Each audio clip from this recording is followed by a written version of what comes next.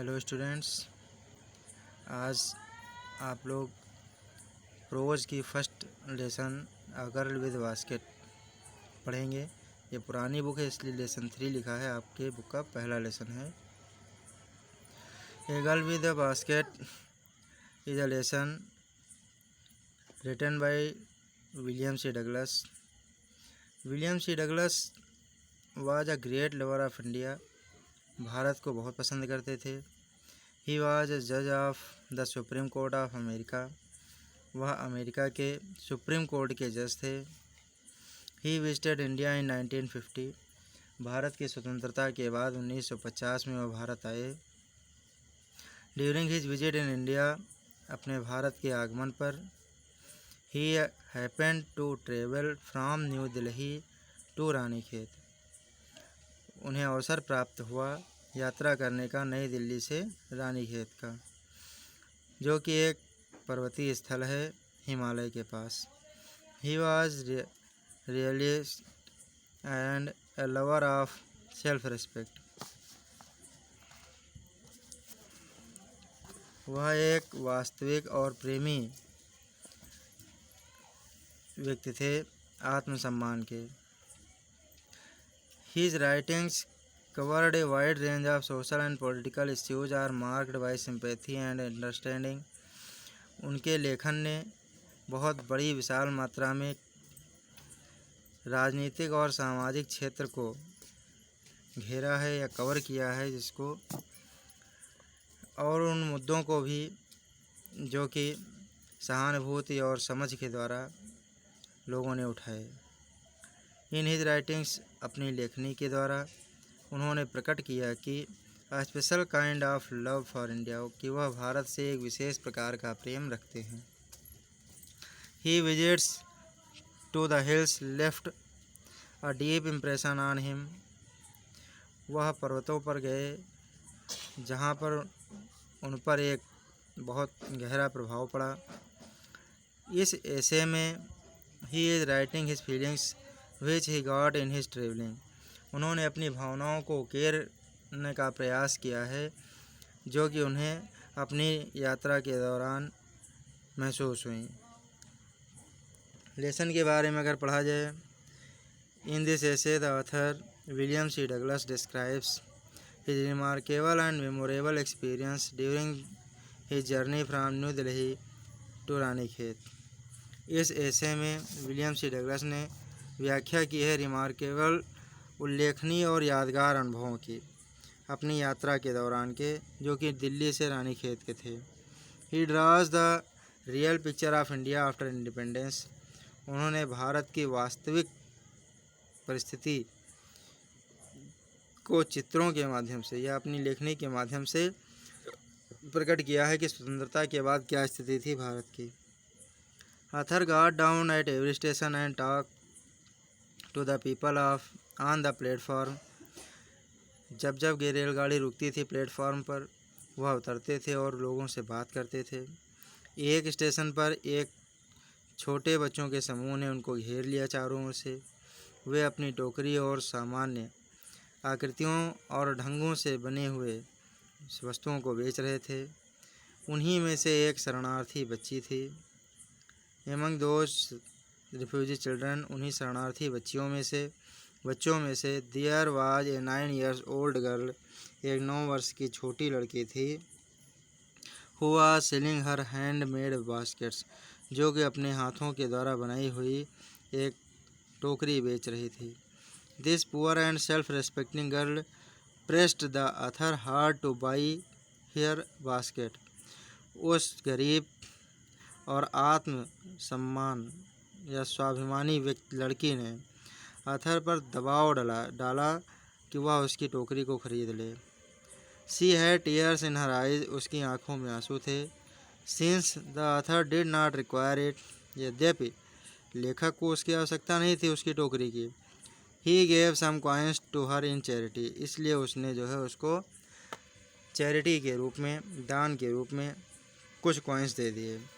This hurt her sense of pride, इसने उसकी प्राइडनेस को हर्ट किया। गर्व को नुकसान पहुंचाया। She returned those coins to him with all the pride, और पूरे सम्मान के साथ उस लड़की ने उनको उनके सारे कॉइन्स वापस कर दिए। अब the author had to buy her basket, अब आथर को वह टोकरी खरीदनी पड़ी। The author was deeply impressed by the dignity of the poor small girl whose one act of self-respect and pride gave him a glimpse of the warm soul of India। Glimpse माने झलक, dignity माने आत्मसम्मान। तो उस the author was deeply impressed, पूरे गहराई अंतर्मन की गहराई से लेखक प्रभावित हो गया उस लड़की के आत्मसम्मान के द्वारा। Whose one act of self respect, जिसके आत्मसम्मान या स्वाभिमान के एक ही कार्य ने और गर्व के एक कार्य ने उसे लेखक को भारत की वार्म साउल, भारत की जो वार्म साउल थी उसकी झलक प्रकट कर दी कि भारत में जो लोग हैं उनकी किसी प्रकार की दया भावना से प्रभावित नहीं होते हैं, वो आत्मसम्मान पर निर्भर होते हैं। अब आप लेसन पढ़ेंगे, शुरू करेंगे। I had left new Delhi for the Himalayas, लेखक कहता है कि मैंने न्यू दिल्ली को छोड़ दिया हिमालय के लिए निकल पड़ा दिल्ली से। I was going as far as Bareilly by train, train के द्वारा मैं बरेली तक गया। And then by car to Ranikhet, और फिर कार से रानीखेत तक जा रहा था।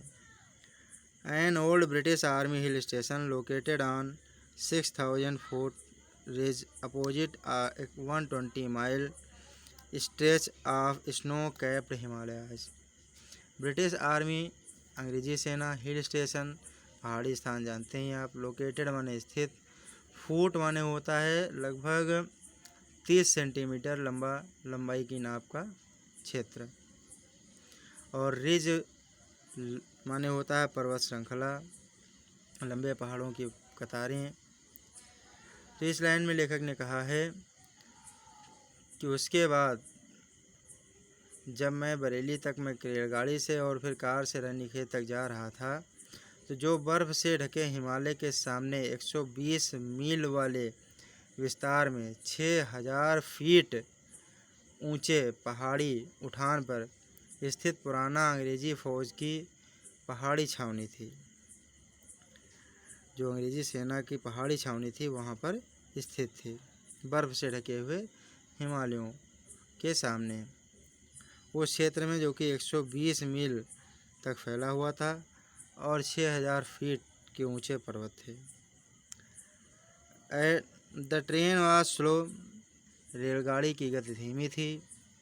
And it stopped at all the way stations, और वह रास्ते में प्रत्येक स्टेशन पर रुकती चलती थी। At every stop I swung open the door of my compartment. Swung open माने होता है जोर से खोलना, ट्रेन की खिड़की जिसको जोर से खोल रहा था writer.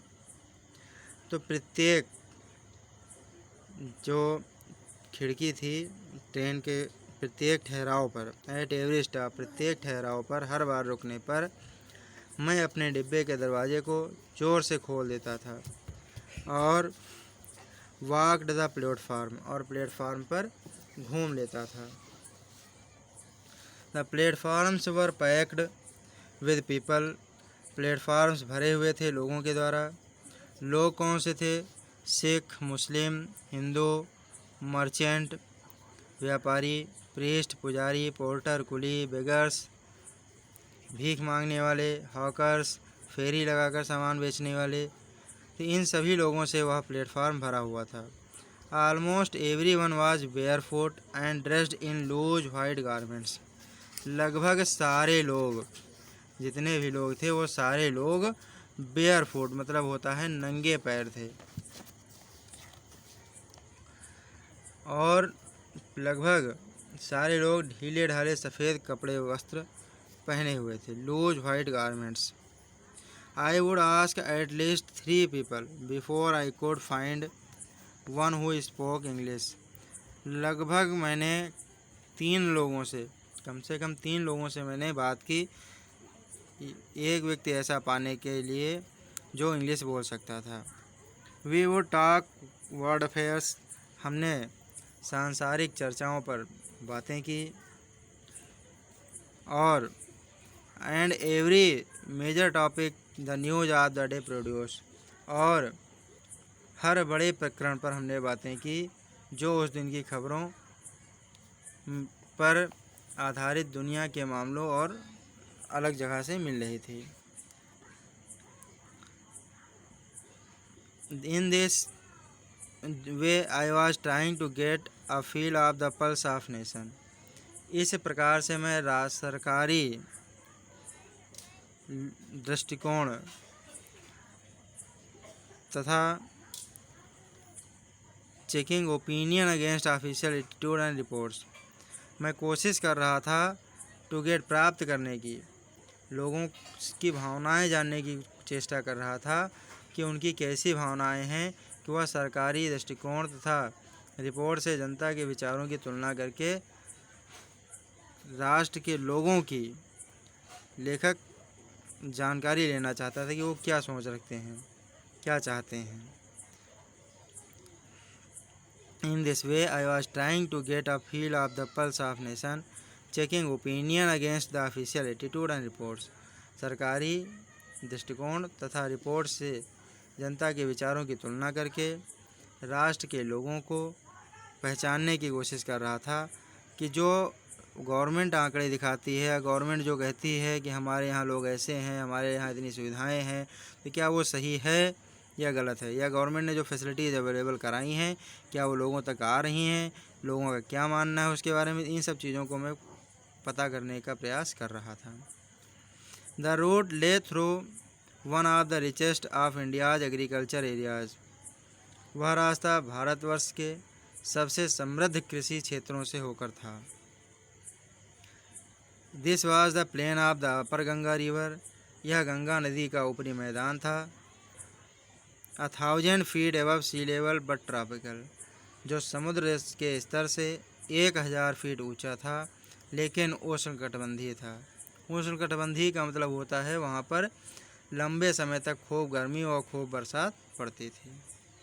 The Ganga was brown silt, brown silt माने होता है भूरी रेत वाली गंगा थी। स्वोलन विद फ्लड वाटर्स, बाढ़ के पानी से उफन रही थी। Its overflow in inundating thousands of acres of rice,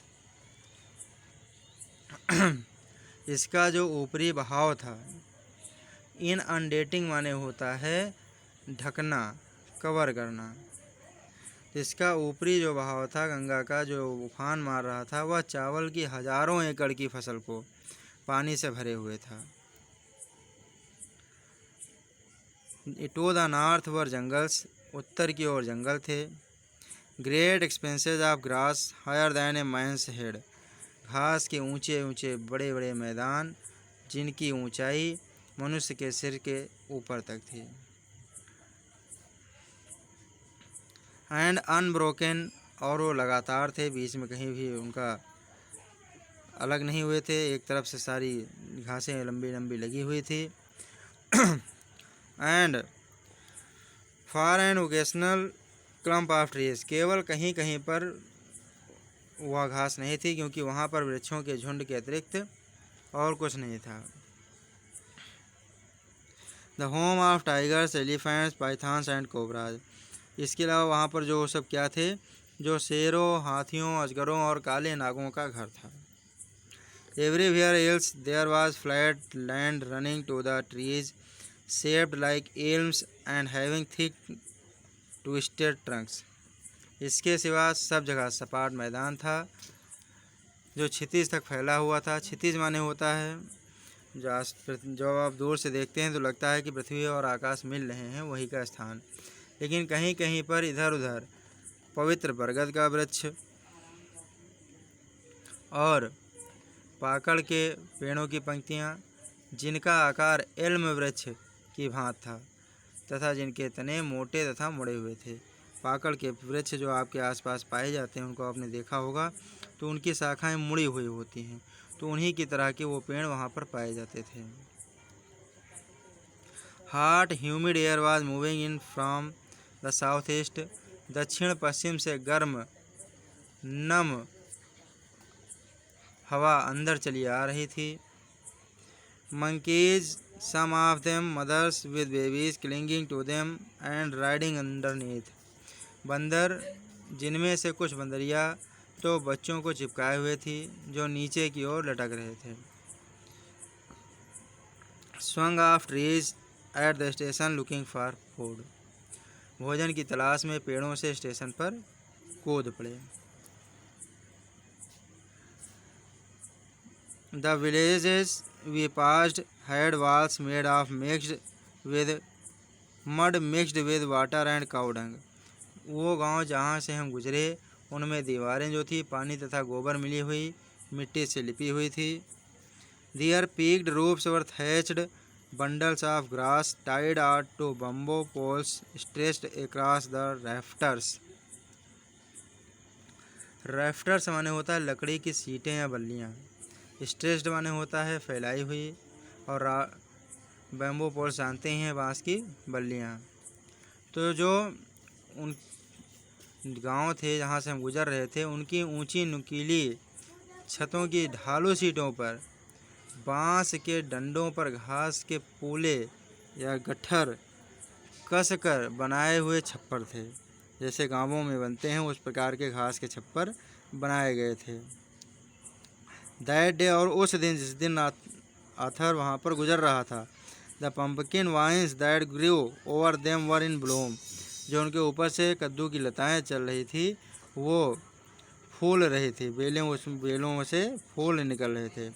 trailing streaks of yellow over drapes wall, और उन मटमैली दीवारों पर लंबी पीली धारियाँ बना रही थी। At one station my routine of talking with people was interrupted. एक स्टेशन पर लोगों से बातें करने का मेरा सिलसिला रुक गया। एज सुन एज एलाइटेड माने होता है उतरना। जैसे ही मैं स्टेशन पर उतरा, a group of young children gathered around me. छोटे बच्चों के एक झुंड ने मुझे घेर लिया। दे वर सेलिंग बास्केट्स, वे टोकरियाँ बेच रहे थे। हैंड वोवेंस, हाथ के बने हुए पंखे बेच रहे थे, या हाथ की बनी या बुनी हुई टोकरियाँ बेच रहे थे। रीड बास्केट्स, सरपत की बनी हुई टोकरियाँ बेच रहे थे, और with simple designs and pattern, साधारण आकृति और ढंग से बनी हुई। They held the basket high, वे टोकरियों को बहुत ऊपर तक उठाए हुए थे।